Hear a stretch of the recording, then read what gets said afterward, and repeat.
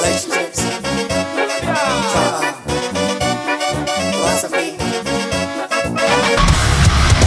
Relationships, trauma, philosophy. Hello and welcome to episode 55 of 55. Yalla Habibi. Yalla Habibi. I feel like there is a song in 55, but I don't know what it is. You'll figure it out halfway through the episode. 55 red balloons. It's not that. It's 99. No, that doesn't sound right. Oh, 99, yes, I do know that one actually. Well, this episode, we have got a very exciting topic to discuss. And that is one of our passions in life, I'd dare to say. Would you agree with that? Yeah, it's definitely an interest. Yeah. It's an interest for sure. It's, yeah. And that's slasher movies. Slasher movies. My favourite slasher movie is Scream. And the entire Scream series, I think they are excellent. I think that they're one of the very few sequel slasher movies that are consistently good. I think, sometimes they just get a bit silly. And, you come away from plot... a bit like the Final Destinations, which I know they're not slasher films, but, the first 2, maybe 3 were good. And then after that, it just gets silly and it's just gore for gore's sake and there's no significant plot. Yeah, well, yeah, that's just a unique film altogether on its own, yeah. I think a solid slasher film is, the Screams are just a really solid, consistent slasher film, and I think that really that's been one of the main ones that a lot of films have then gone and, built their own movies off. Like, they've looked at that as that's how you nail a slasher film. Yeah. And what I really like about Scream as well is that they lean into that, it's almost like meta slasher film, because they make a film of the film, don't they, within it? They decide to, and I think they call them stab. They have, within the Scream universe, Sydney, the main character who, is targeted in the first film and, all the films, they then create a film called Stab that's about her life within it. So there's Stab 1, Stab 2, Stab 3. And it's about her story, and then you get those fanatics who they see a slasher movie and then they want to recreate it because they think, that's you get that infamy, don't you? If you become, I think that's a lot of serial killers or these people who fantasize.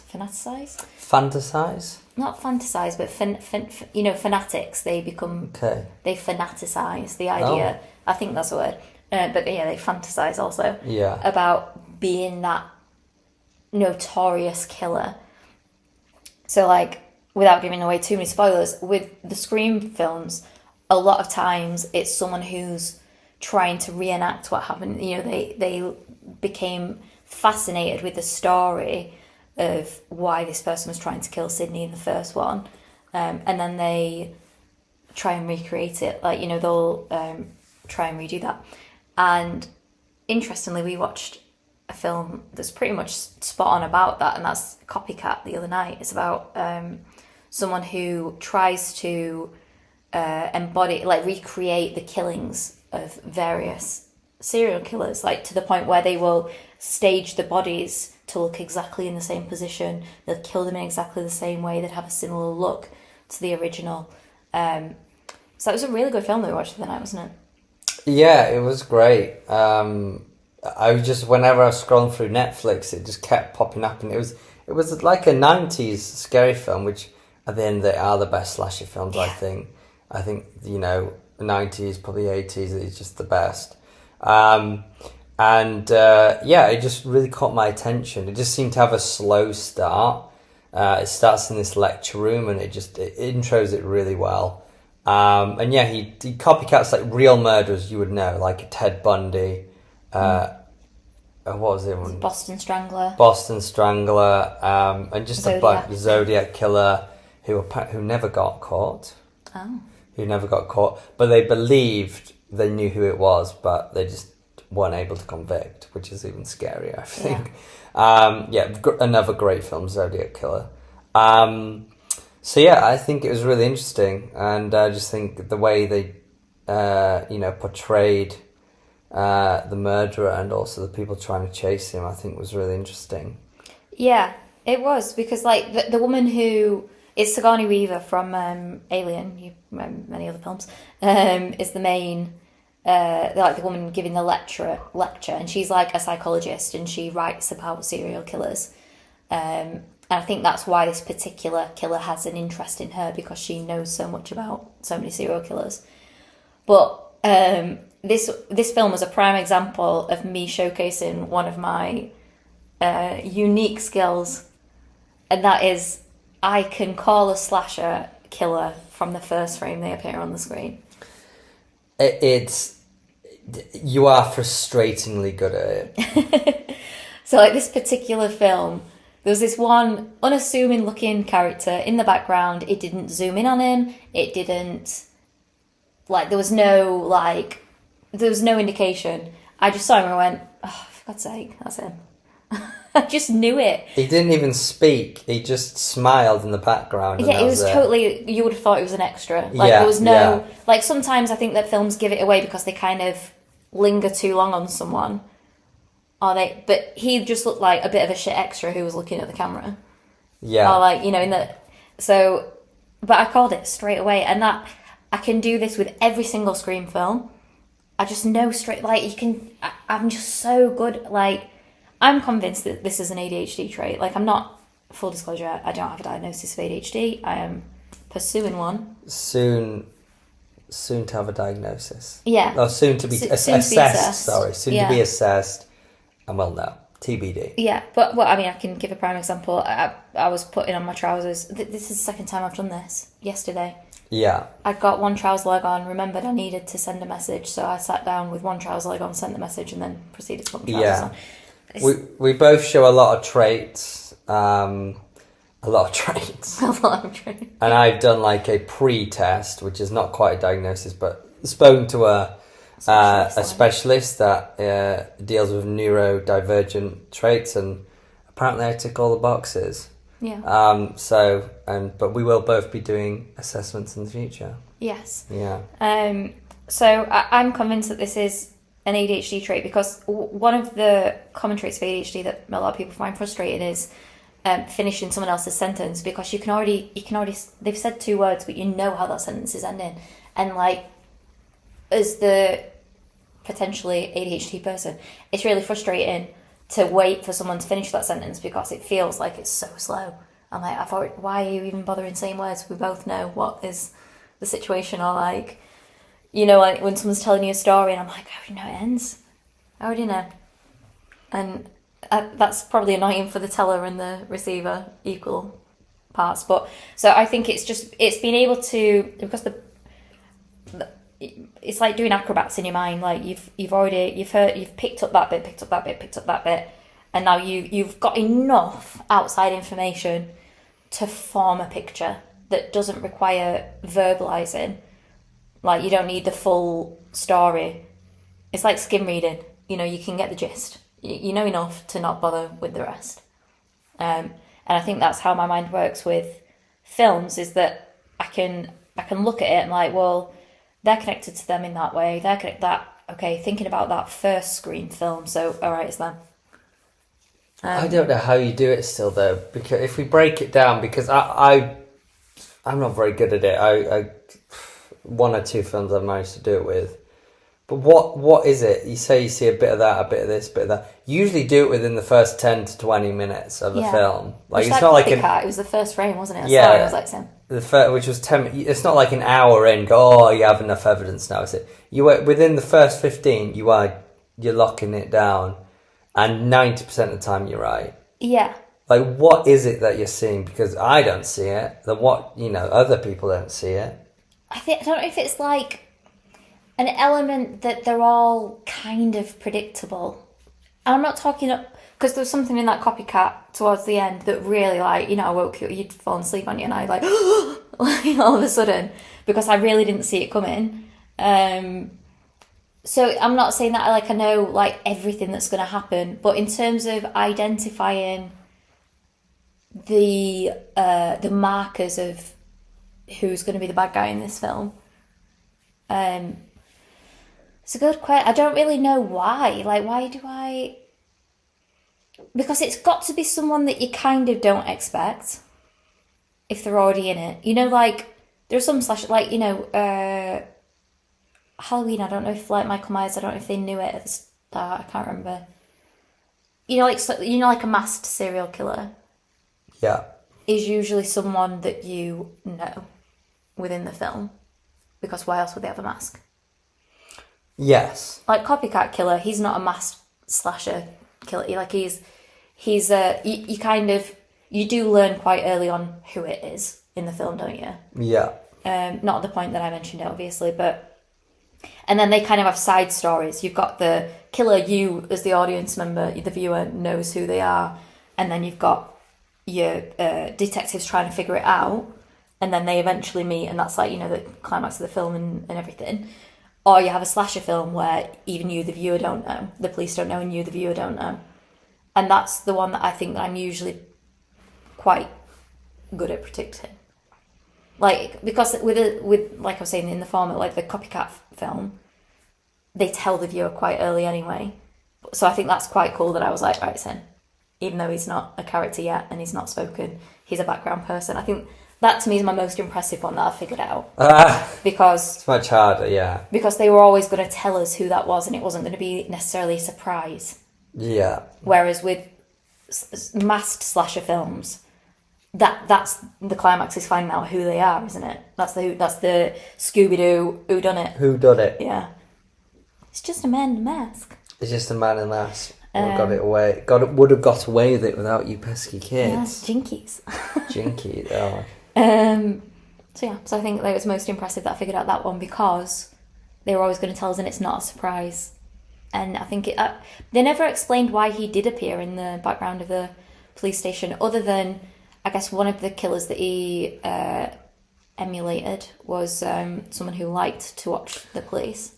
Yes. No, it was actually, because the first murder, they said, because Sigourney Weaver figured that out, and they were on the phone to the police at the time, and she said, oh, I think it's mimicking this murderer, and he likes to come back to the crime and see what's going on. So look in his phone box because they left a note. Yeah. Yeah. There might be some secret spoilers, so just heads up, keep an ear out. But we haven't spoiled any actual characters who are murderers. But no, you're right, that's really interesting. So the way you've broken it down there is if they're masked and they don't tell you throughout the film, it's going to be someone who is throughout the film. Yeah. And if they're, not masked, they're probably going to tell you quite soon, and it's probably a bit harder to predict. So they don't really give you as many indicators. So I think the most fun one is the slasher, because they're in front of you all the time, but they make it very difficult because the person you think it is, the next scene they're being killed off. Exactly. They want to lead you into a misconception, don't they? They want to give you is it a red herring? Red herring, that sounds right. Yeah, when they make you think it's one thing, but it's actually that's smoke and mirrors to distract you from the actual. Yeah, I think it's great, and the actual Scream, actually, as well as the films. There is a TV show which is 2 seasons. I just want to watch that. It's excellent. It's absolutely excellent. I think it's 2 seasons, but I think the second season isn't as good.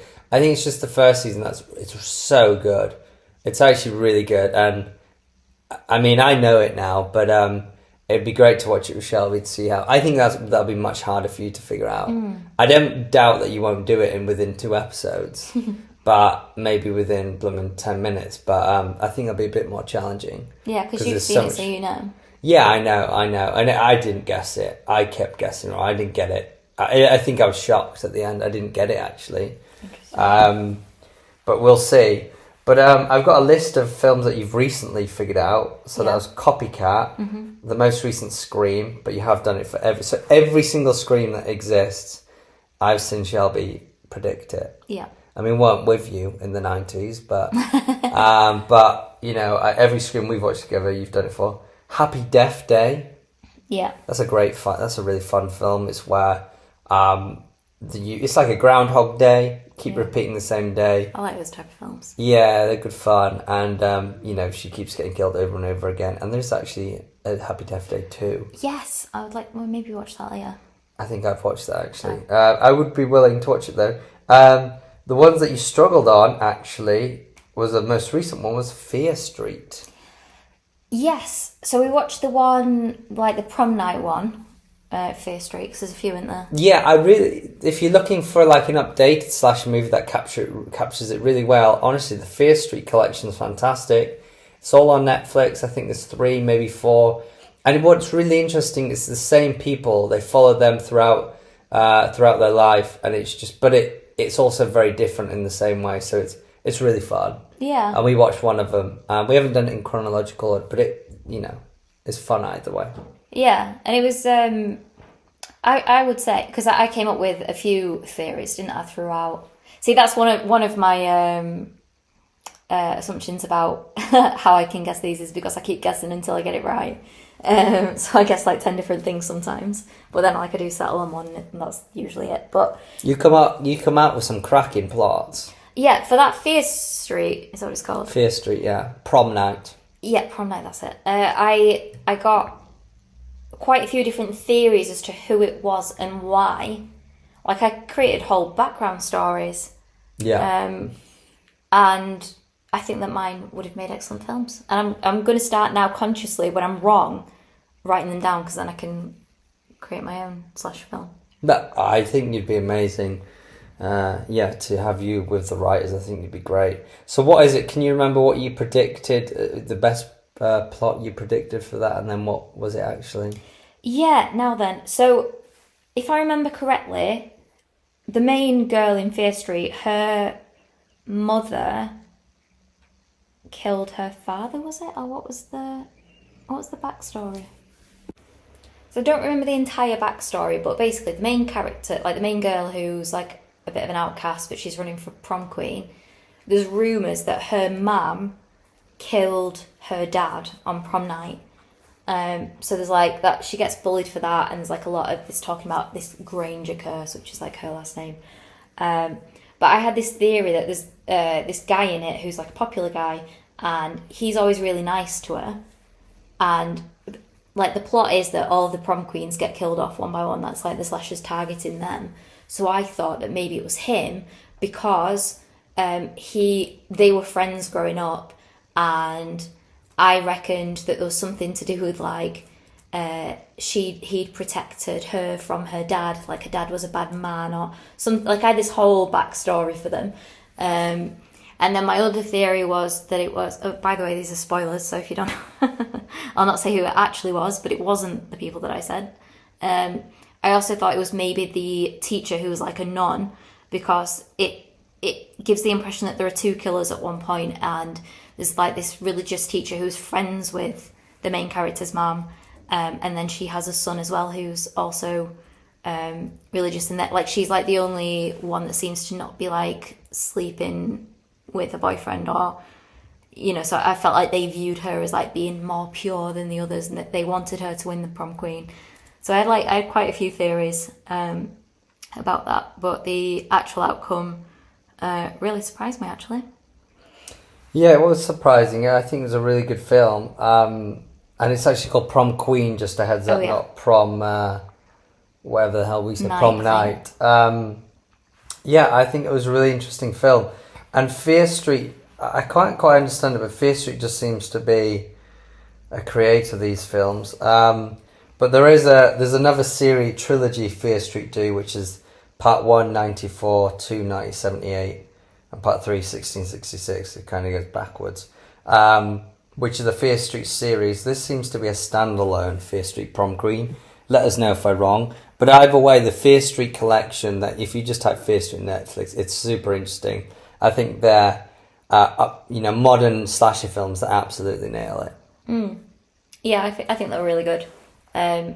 It's clearly not predictable. Not predictable, but they get that fun that you want from a slasher movie. Enough gore, not too much. Enough questions. Still some humour. There's humour. There's also just the way it's shot. It's nicer as well. It gives you that sort of earlier 90s vibe. Yeah, definitely. Yeah, the way it's shot, it's really good. So yeah, it's classic. It's becoming a classic, and the classics obviously are like Halloween, Friday 13th, My Bloody Valentine, the OG Prom Night, which I don't think I've seen myself, Texas Chainsaw Massacre. I mean, that I think is one of the most terrifying films that's ever been made. I've not watched that, but I do know that my brother watched it at age 14 and had to sleep in my parents' room. It honestly, it's just the way it looks. He's just, his face is so mangled, and it's just so loud. The change that it goes down as my top 3 scary film. Texas Chainsaw Massacre, The Terrifier. That's another very scary film. Oh, I've not seen that. It's fantastic. Art the Clown, legend. Legend.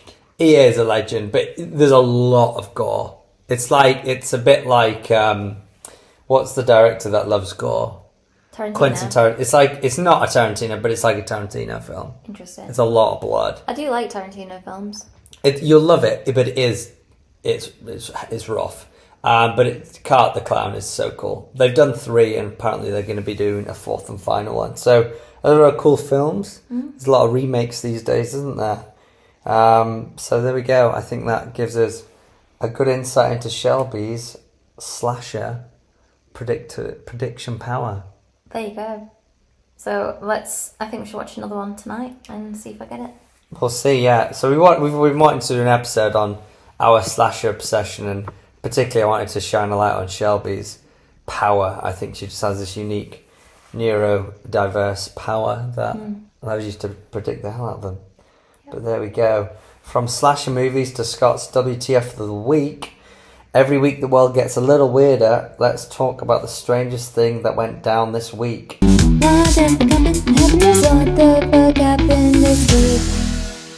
This is a strange one. Okay, good. Swamp Crotch.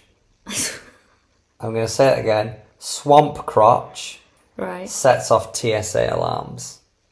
Oh. Okay? This is a weird one.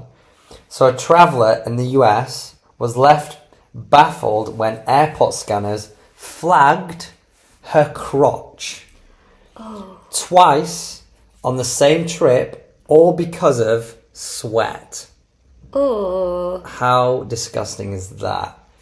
Now, this is a real thing. I'm going to explain. So the woman who called herself a mid-sized adult on Reddit wore bike shorts and had no piercings. I think that's a bit too detailed. We'll skip over that part of my transcript. And anyway, she beep, beep, beep on the scanner. And basically what experts say is it's surprisingly common, this. Sweat and feminine products, or even body shape, can actually confuse the millimeter wave technology, which bounces off water in sweat and creates an anomaly. And TSA specialist Shaw, what was that name, baby? Shauna Malvini Redden. Okay, that was a lot easier than I thought it was. I actually quoted saying perspiration is probably the weirdest thing that can set off scanners. And yeah, this is true. So what they're calling swamp crotch, which is pretty disgusting. It's basically become a frequent false alarm, and countries like France and Germany have actually banned these type of scanners. So it's like an old, bit more of an outdated scanner where it has this issue. So many countries have banned them because it's just, probably just a really annoying thing to deal with, and just, increasing the time of dealing with people in security. Meanwhile, the TSA are insisting their tech is designed to scan diverse body types and detect anything unusual, and don't seem to be wanting to pay up and get an updated scanner. You'd just be mortified, wouldn't you? Like, imagine being there and then being like, oh, you got swamp crotch. Yeah, that would be, that's disgusting. Or being patted down there. Yeah. That's so... Oh my god, that's awful. Yeah, it's rank. It's absolutely. It makes me sick thinking about it. I think that the verbiage they've used there is vile and it sort of really doesn't put a good light on it. But I mean, I'm sure you don't have to be an unhygienic person. I'm sure anyone can get caught if you've got enough. Seems like feminine products or sweaty. You know, Well, everyone yeah. gets sweaty in an airport. And I'm going to say a word that a lot of people dislike, so cover your ears now. But some women have, you know, like having a moist area down there is normal. Yeah. Like, do you know, like, and like, what if they're in the period? Well, yeah. Does that? Well, that's liquid, isn't it? Yeah. So, and it said about Blood, the I waves. imagine that they'd be less happy about blood. Yeah, that's a liquid that the waves would bounce off. So yeah, maybe so. Maybe you're more likely to get beeped if you're on your period, which is pretty insane. A very bizarre thing, and apparently it happens more than you think. Ugh. Yeah, it's a bit disgusting, but it's also very upsetting for the people that it happens to because, you know, they're being unfairly singled out and it, you know, makes them feel quite self-conscious when... It's a bit humiliating. Yeah, when I'm sure, you know, for the most part, it's something that, you know, they can't, you know, they can't control. So, yeah, it's a very bizarre one there. And I think we should swiftly move on because I'm feeling like I'm going to vom. And now it's time for Shelby's Good Vibes Only. Let's take a break from the chaos. Here's something to make you smile this week. Shelby's Good Vibes Only. For the first time in the UK, a baby has been born to a mum with a donated womb. And that was donated to God. her. Yeah, donated to her by her sister. So Grace Davidson made history by giving birth to Amy, who they named after Grace's sister, who donated the womb. The UK's first baby born to a mother who received a womb transplant. So Grace herself, the mother, was born without a functioning uterus, and she had her sister's womb transplanted in 2023 at Queen Charlotte's and Chelsea's Hospital in London. So they, you know, it's an absolute miracle. This is not something that is common at all. I think there's only been around 100 performed womb transplants so far, and 50 healthy babies so far have been born, which is unbelievable. So for these women that aren't born with the ability to carry a baby, to become pregnant, the option to have a womb transplant, that totally changes that. You know, some women will have been told, you'll never be able to carry a child and give birth. And also, just thinking about it, I don't know this for fact, but I wonder what the implications then could be for trans women. You know, could they potentially have a womb transplant and give birth? Wow. Wouldn't that be incredible? Imagine the first man giving birth. Well, it wouldn't be a man though, would it? It would be a trans. No, I know, but was born what we Yeah, well, say there as are man, there are you know. trans men that have given birth. So, you know, people who are assigned female at birth who transitioned to male, but yeah, because didn't they've have the full got the bottom goods, haven't surgery. they? Yeah. Yeah. That's less.